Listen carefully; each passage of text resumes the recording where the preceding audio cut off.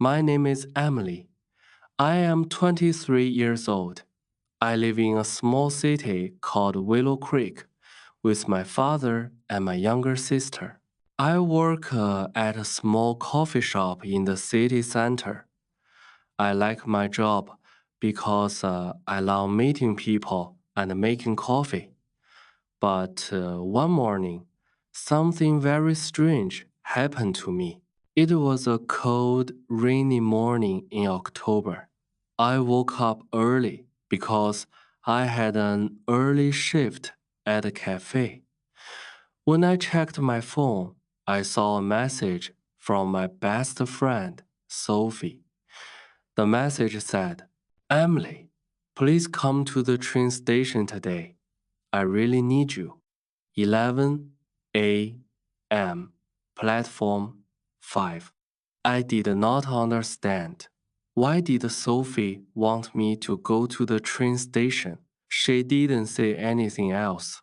I called her, but her phone was switched off. I looked at the clock. It was already 9 a.m. I only had 2 hours to get ready and reach the train station. I put on my favorite jeans, a warm blue sweater, and my black boots. I grabbed my raincoat and my small black umbrella. My dad was making breakfast. I told him, Dad, I have to go to the train station. Sophie needs my help. My dad looked at me with worry. He said, Be careful, Emily. Call me if you need anything. I left the house and walked to the bus stop. The rain was falling heavily.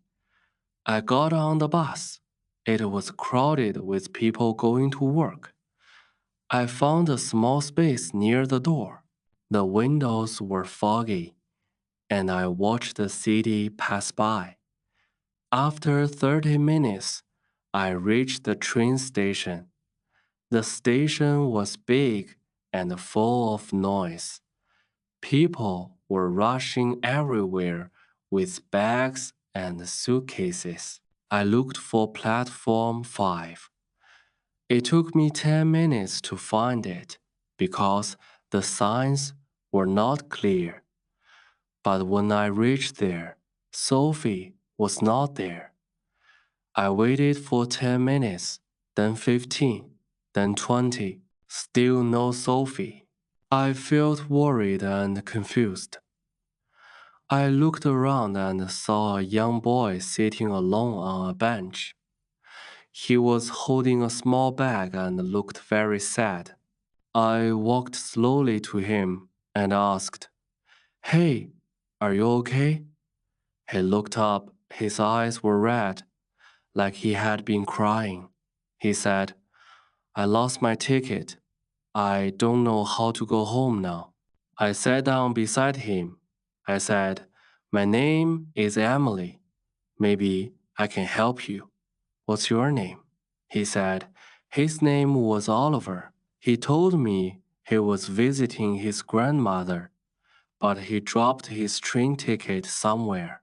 He was scared to call his mom. I gave him a small chocolate from my bag and told him, Don't worry, we will find a way. Just then, my phone rang. It was Sophie. I quickly answered, Sophie, where are you? Sophie sounded scared. She said, Emily, where are you? I said, I'm at platform 5 waiting for you. Sophie said, Oh no, I'm at platform 3. Please come quickly. I'm really scared. I looked at Oliver and said, Wait here for a moment. I'll be right back. I ran through the station to platform 3. My shoes were wet, and my hair was damp from the rain. When I reached platform 3, I saw Sophie sitting on the floor near a ticket machine. She looked so scared. Sophie, I called. She looked up and ran to me. She hugged me tightly. Emily, I didn't know who to call. I was so scared, she said. What happened, Sophie? I asked. She whispered, I think someone is following me. My eyes opened wide. Who? Why would someone follow you?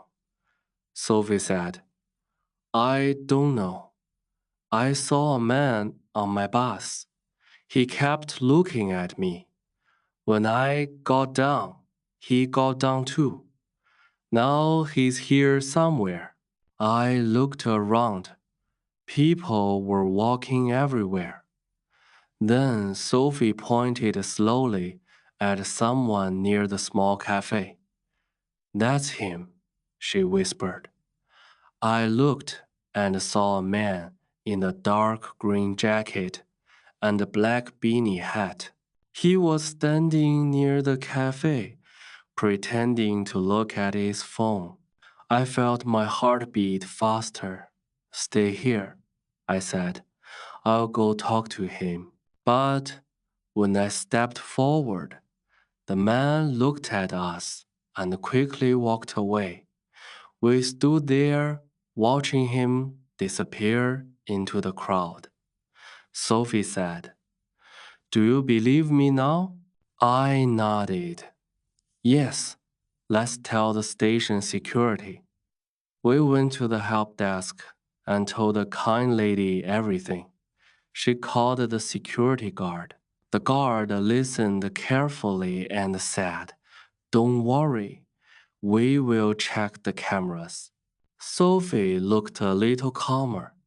She squeezed my hand and said, Thank you, Emily.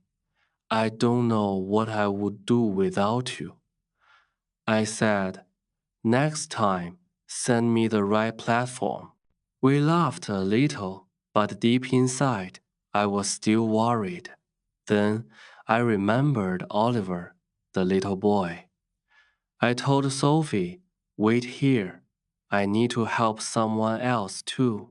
We went back to platform 5 and found Oliver still sitting there, holding his small bag.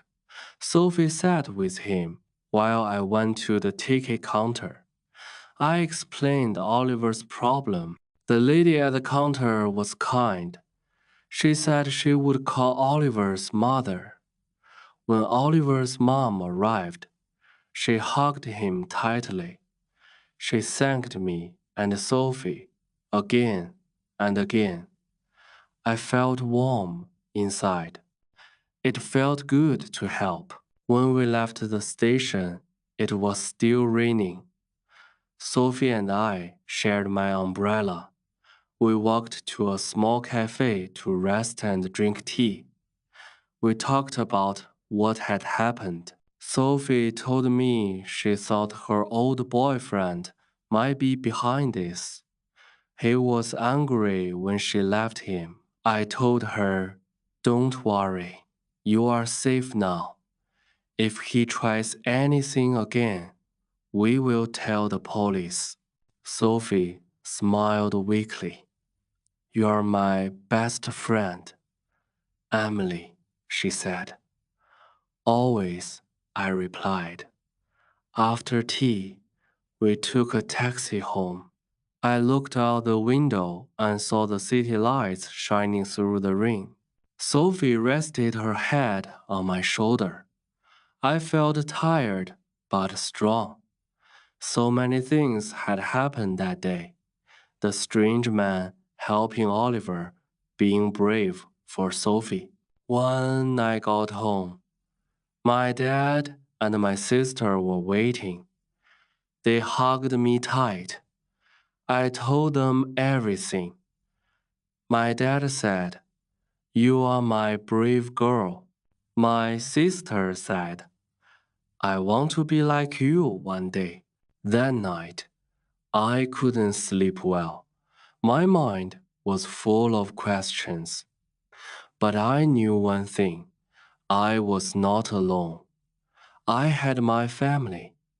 I had my best friend, and I had a kind heart that helped people. 1 week later, I was making coffee at the shop when someone called my name. I turned and saw Oliver and his mother. They came to thank me again. They brought me a small box of homemade cookies. I felt so happy. That day, I understood something important. Sometimes scary things happen, but if we help each other, if we stay brave and kind,